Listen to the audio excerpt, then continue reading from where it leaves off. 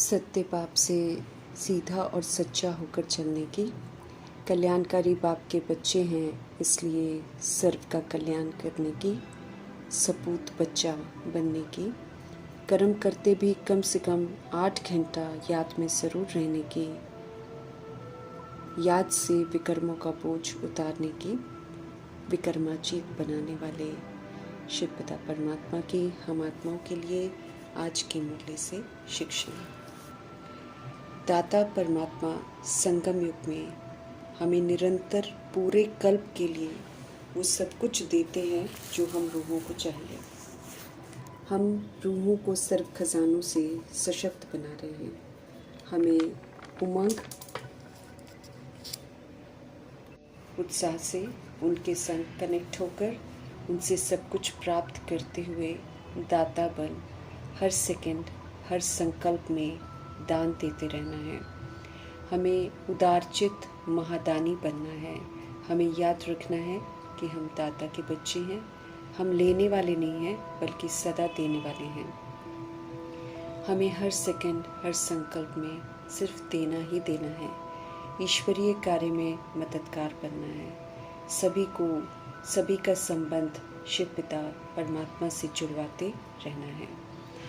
जब हम सब ऐसे दाता बन जाएंगे तब उदारचित और महादानी कहलाएंगे।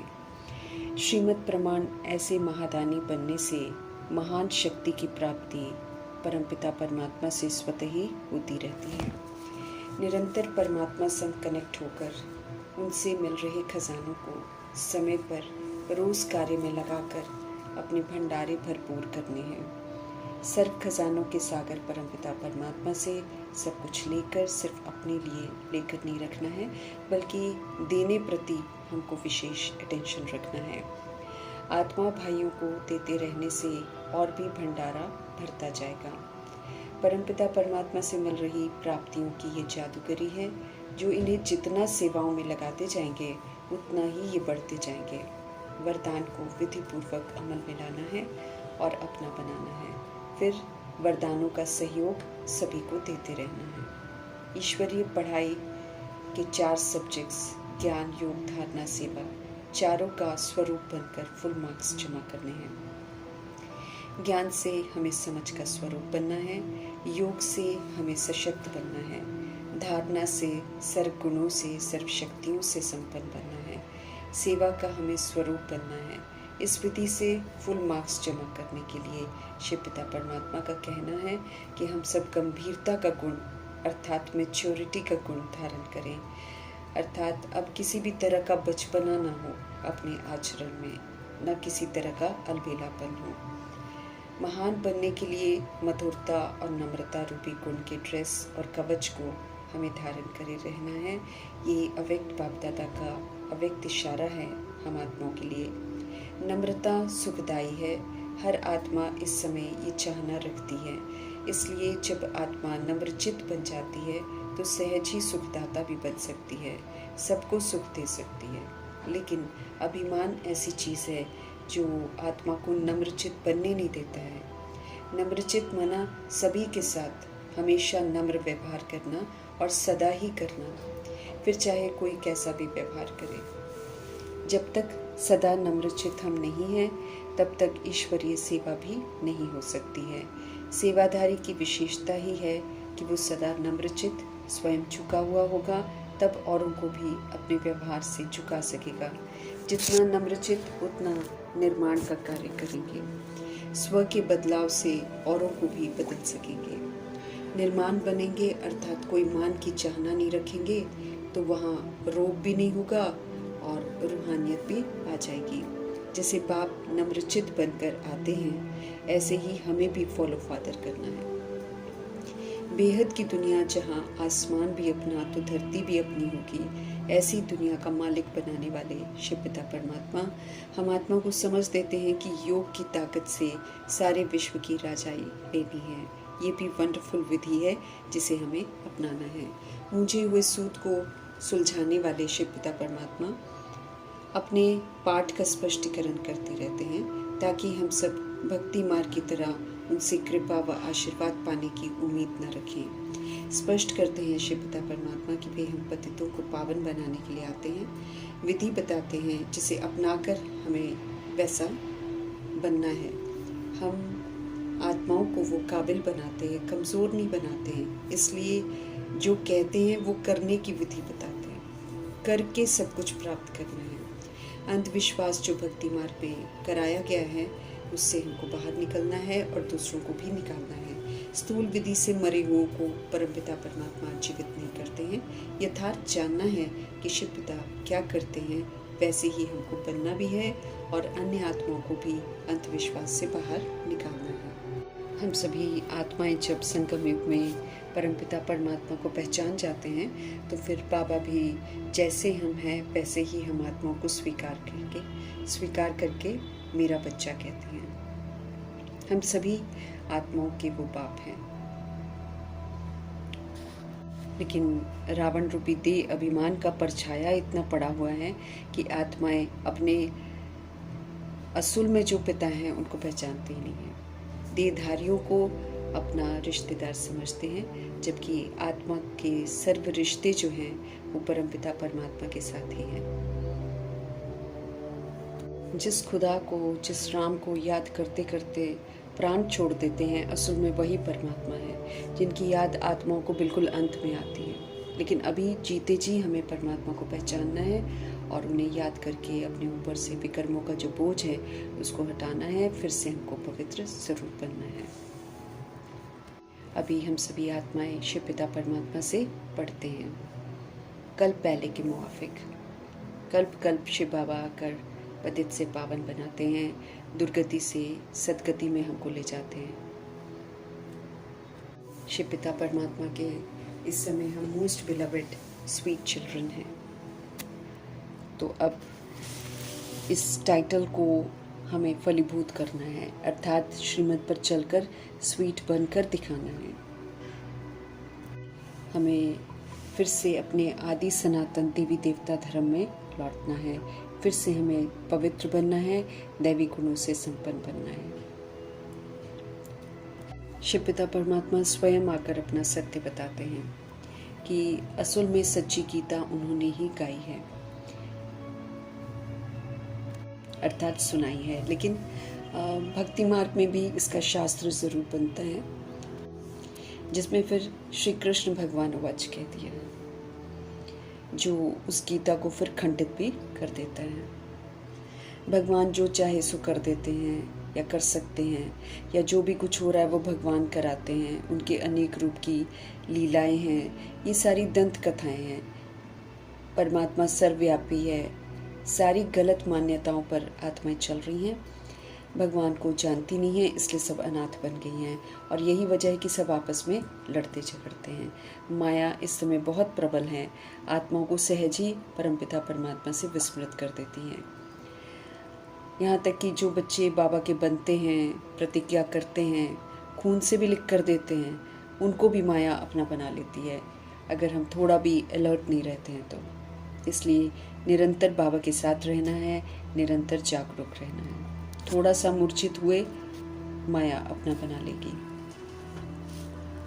बहुत सारी आत्माएं हैं जो भगवान की बनती हैं, वायदे करती हैं और फिर भगवान को फारकती दे देती हैं, लेकिन वास्तव में वो लोग खुद को ही फारकती देते हैं। भगवान का तो कुछ नहीं जाता, आखिर तो आत्माओं को फिर से बाबा के पास ही आना है।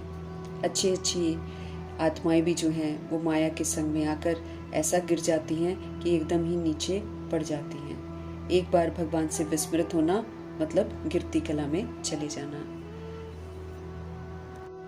ऊंचे ते ऊंचा वर्षा लेकर सारे विश्व के मालिक बन जाते हैं।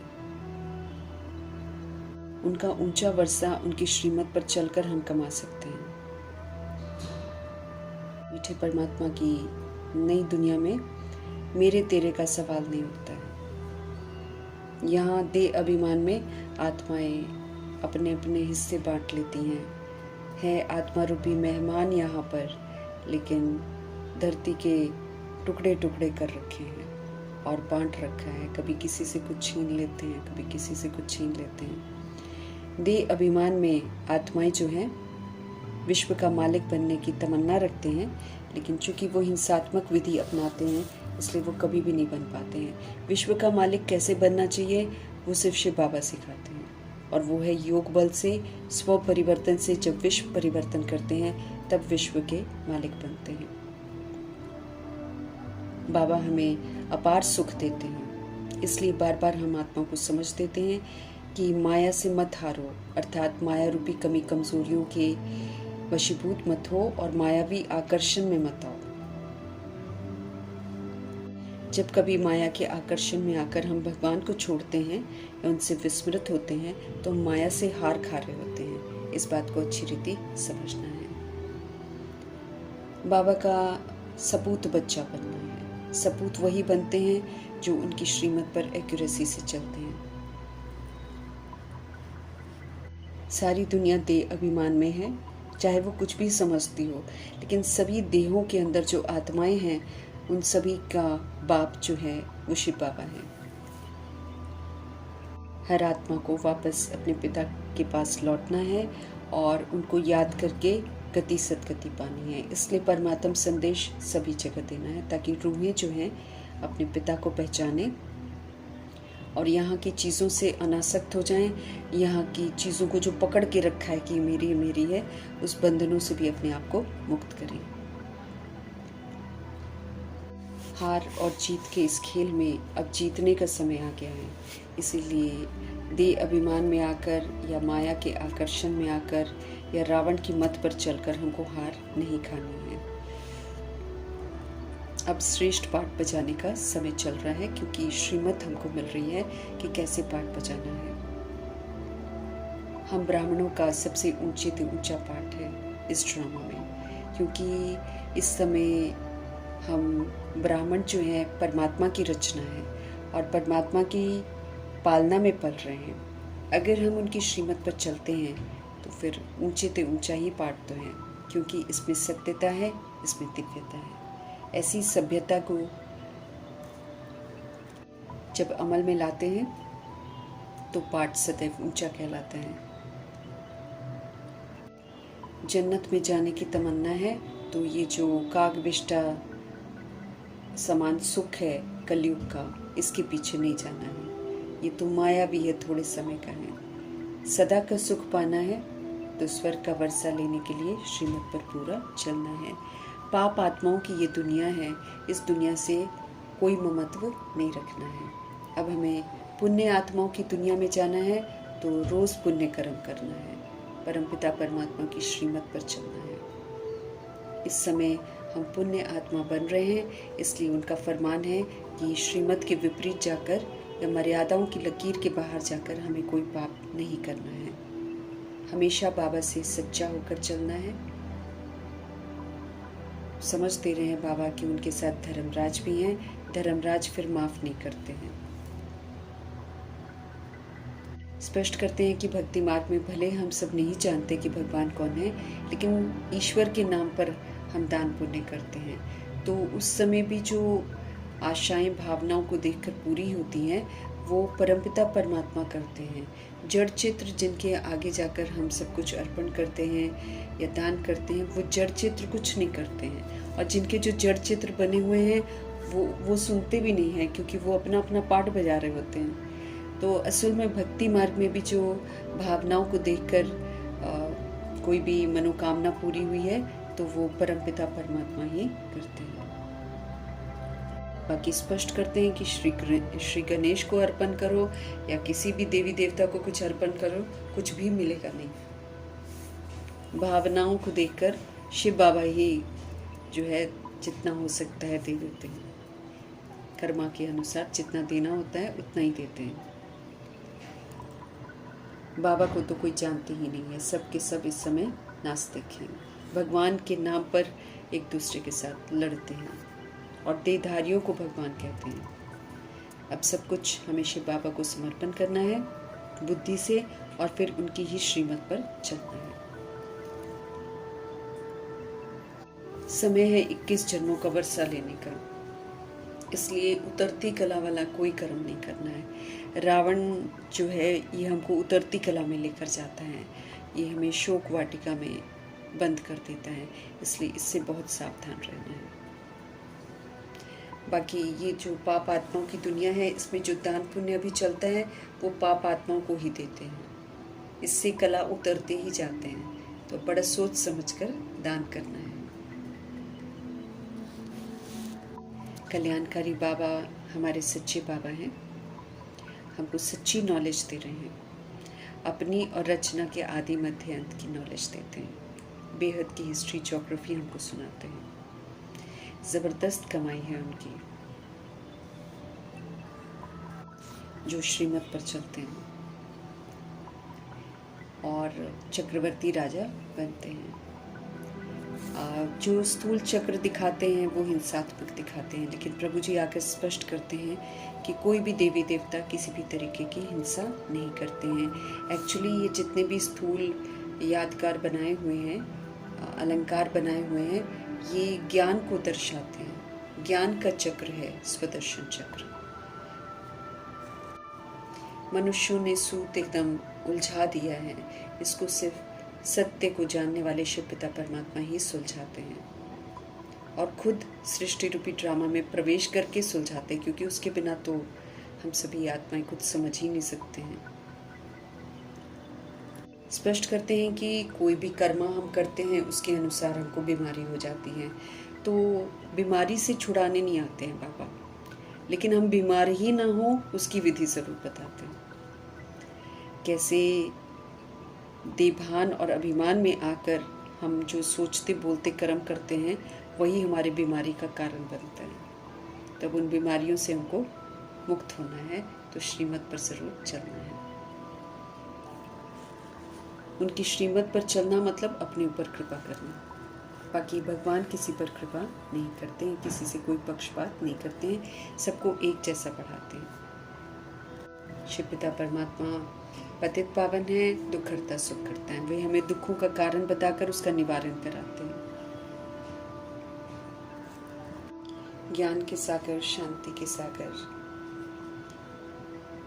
शिव पिता ब्रह्मा जी के तन में आकर हम आत्मा को पढ़ाते हैं, सही मायने में शिक्षित करते हैं और सत्यता और दिव्यता की सभ्यता सिखाते हैं। फिर से दैवी गुणों वाला बनाकर वर्षा देकर फिर 5000 वर्ष तक अपने वतन में रहते हैं। इस समय वो हम आत्माओं के सम्मुख आए हैं, तो उनका पूरा पूरा रिकॉर्ड रखना है। हम आत्माओं को समझ देते हैं कि कम से कम हम 8 घंटा ज़रूर याद में रहें, क्योंकि याद से ही हम आत्माओं के विक्रम विनाश होंगे, और याद में रहने से ही अंत में भी हम परमपिता परमात्मा की याद में रहकर शरीर छोड़ेंगे। याद में रहकर ही पुरुषार्थ करके हम श्रेष्ठ मर्तबा प्राप्त कर सकते हैं। याद से ही हम और कोई गलत काम करने से बच सकते हैं। इसलिए खास ध्यान देकर हमें 8 घंटे याद की यात्रा में ज़रूर रहना है। फिर धीरे धीरे वो नेचुरल बढ़ जाएगी, फिर निरंतर ही हम उनकी यादों में रहेंगे। 8 घंटा याद में रहना मतलब 8 घंटा हम सेवा कर रहे हैं, क्योंकि याद जब हम करते हैं तो उससे स्वतः ही सेवा होती रहती है। योग बहुत महत्वपूर्ण है, इसलिए योग की यात्रा पर विशेष अटेंशन हमको देना है। सिर पर विकर्मों का बोझ बहुत है, इसलिए 2 से 5 सुबह का समय जो है बहुत फर्स्ट क्लास वायुमंडल है। जो तमो प्रधानता जो है उस समय थोड़ी दबी होती है, क्योंकि तमोगुनी वृत्ति दृष्टि वाली सोल्स जो हैं वो उस समय सो जाती हैं। तो 2 से 5 तक के फर्स्ट क्लास वायुमंडल में उठकर हमें आत्म अभिमानी होने का अभ्यास करना चाहिए। बाबा के साथ रूढ़ियान करनी चाहिए, ईश्वरीय पढ़ाई पढ़नी चाहिए, मनसा टाइम टेबल बनाकर सारे दिन की दिनचर्या कैसे बितानी है उसके लिए सुबह सुबह ही अपना टाइम टेबल फिक्स करके परमपिता परमात्मा से स्टैंप लगाना है। सो 2 से 5 का समय जो है वो सफल करना है। रात को परमपिता परमात्मा को अपना पूता मेल देकर दिनचर्या को जब हम इस विधि से बिताते हैं विधि पूर्वक, तो फिर अमृत वेला भी शक्तिशाली होता है। समय है परमपिता परमात्मा से सारी शक्तियाँ लेने का, वरदान लेने का। उस समय खास बाबा अपने बच्चों के लिए हाजिर रहते हैं, इसलिए उस समय को बहुत सफल करना है। जितना हो सके हमें शिव पिता परमात्मा को याद करना है, मन मना भव होकर रहना है। मन चित्त से पुरानी बातों को बिल्कुल मिटा देना है, मन को मंदिर बनाना है, इसको बिल्कुल साफ रखना है। किसी भी तरह का किचड़ा पुराना पास्ट का नहीं होना चाहिए, तब जाकर भगवान इसमें विराजमान होते हैं और मन जो है फिर मन मना भव होता है, अर्थात परमपिता परमात्मा से कनेक्ट हो जाता है। किचड़े के साथ हम मन को प्रभु में नहीं लगा सकते। तो मन मनाभव के लिए बहुत ज़रूरी है कि मन रूपी प्लेट से पुरानी बातें हम पूरी अच्छी तरह मिटा दें, बिल्कुल ज़ीरो बनकर फिर हम हीरो पार्ट बजाएं। ये चढ़ती कला का मंत्र है मन मनाभव। इसमें हम जितना रहेंगे उतना हमारी अवस्था जो है वो ऊंची होती जाएगी, क्योंकि वो ऊंचे धाम के रहने वाले हैं शिव बाबा। और जितना लिंक हमारा ऊपर को होगा उतनी हमारी अवस्था भी ऊंची होती जाएगी, इस देह की दुनिया से उपराम होते जाएंगे। कल्याणकारी शिव पिता परमात्मा की श्रेष्ठ मत पर चलकर हमें सपूत बच्चा बनाने वाले सर्वशक्तिवान शिव पिता परमात्मा जी का धन्यवाद।